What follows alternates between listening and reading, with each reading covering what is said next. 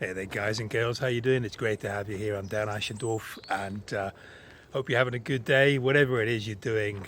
Today, I just wanted to give you a bit of a perspective about something that a lot of people think about. They're not quite sure what to do, and that is the area of personal responsibility.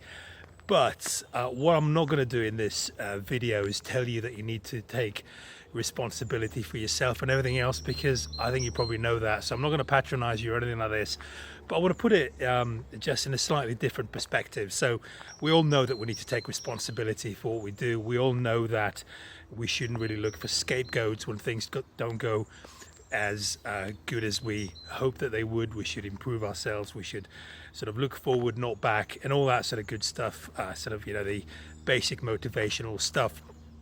But sometimes things don't go to plan, and then we have the choice of either giving up or continuing, pressing on for a very, very long time, and then trying to get things to work out.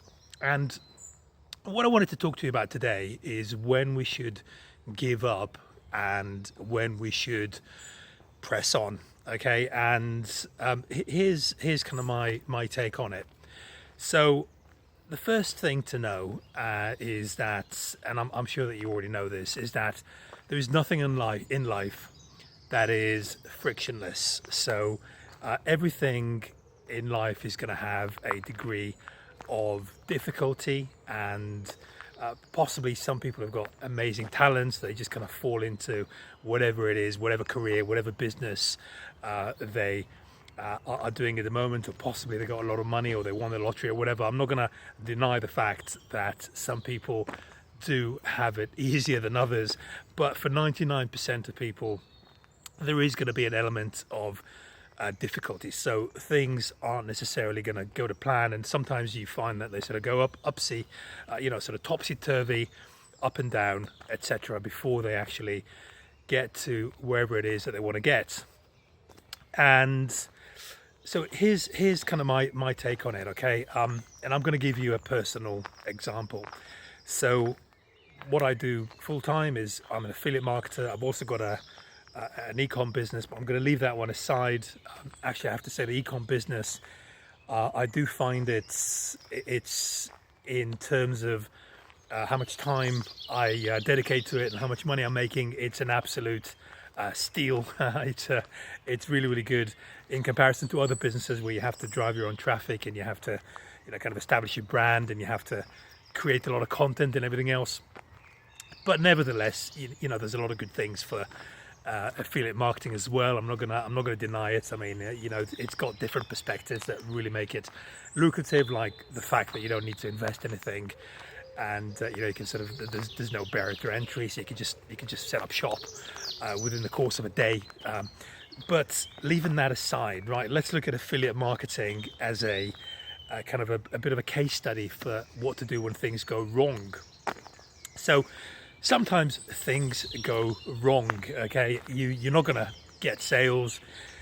You're not going to get views. Your YouTube videos are going to tank. You're going to get PayPal disputes. You're just going to think your launches aren't going to do as good as you thought they were going to do, etc., etc. So I think you get the picture. So things don't go to plan. Now, what do we do then? Do we continue, or do we give up and look for something else? And here's what I do, guys. My question is, do other people make money in this business? And if they do, what are they doing that is working for them? Why are they making money and I wouldn't be, or you wouldn't be? What's the difference? What's the X factor? Now let's look at various possibilities here. I mean, they could have some innate charisma. They could have maybe they work in a cheap labor country where they can get a whole bunch of sort of labor done for them on the cheap, possibly. Or maybe they just know, maybe they have connections, or maybe this or maybe that. I don't know. There's a whole bunch of reasons why that could be the case. Now, you really need to look at my previous video about this, about my DNA method, which is pretty much assuming someone else's DNA to kind of make it sounds a bit crass. It's not meant to be. It's really kind of getting under someone's skin in order to really understand how they do, what they do right and what they do wrong. But kind of my take on it is that if someone else is making it, someone else is making money here, then why wouldn't I be making money here? You know, and I think I would need to be very honest with myself about this and really think long and hard about why things are working for that person and not for me. And you know, affiliate marketing is a competitive industry, you know, because of the reasons that make it attractive also make it competitive. There's no barrier to entry. Anyone can set up shop. It doesn't cost anything. You don't need any education or anything like that. So a lot of people do jump in.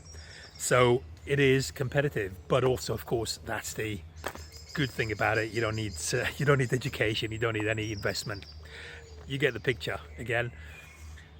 So the point I'm trying to make is, if you look at affiliate marketing industry, for example, look at another industry which arguably could be similar, like if we wanted to become a movie star, or if we wanted to become successful in the music industry. You know, if we were a musician and we felt we had talent and we released a couple of songs and they just weren't getting airtime, you know, and we put it on YouTube, put it on Instagram, we'd get a following, but things weren't really happening.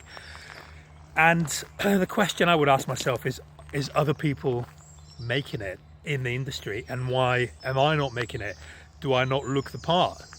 Do I not have the talent? Do I not have the connections? You know, is any of these insurmountable? My take on it is that you get lots of ugly people who don't necessarily have a huge amount of talent, or at least they weren't born with a talent, and who haven't got the connections, who have actually made it because of various reasons. They just found a way to overcome the barriers. But let me give you another example. Sorry, there is a lot of noise there. I'm going to be turning around in just a moment. I was just reading the other day about businesses that failed. For example, there was one that was selling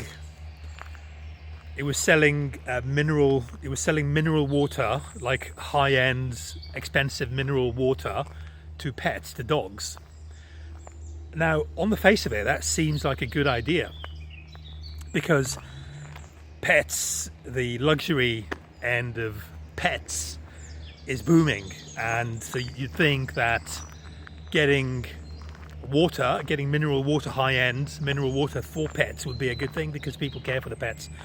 But despite getting a lot of coverage, a lot of ad spend, etc., the business just didn't happen. It just didn't make money. So the person just had to fold up.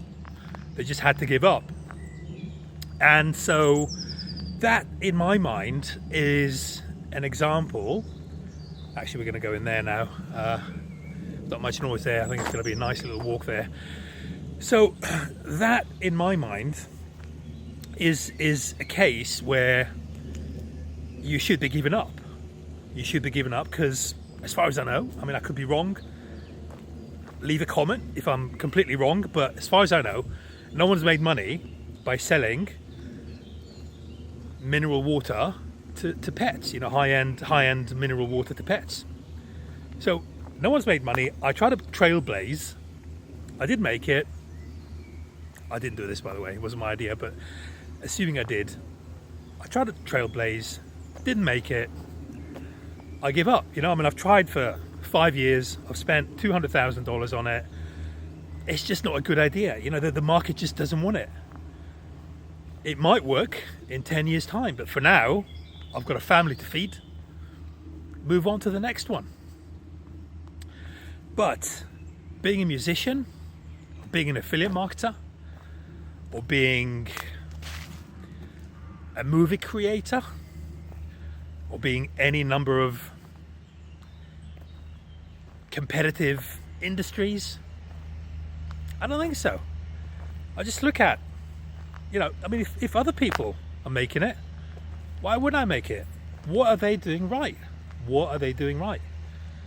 And that's when you get into the DNA method. And you do need to have a look at that other video. So that's my take on it, guys. Personal responsibility. Of course, it's up to us. Of course, it's up to us to take personal responsibility. But let's be smart about it. Let's think about where we're going. Let's strategize. Let's put a strong to-do list. Let's really play this to win. We're not here to bide time.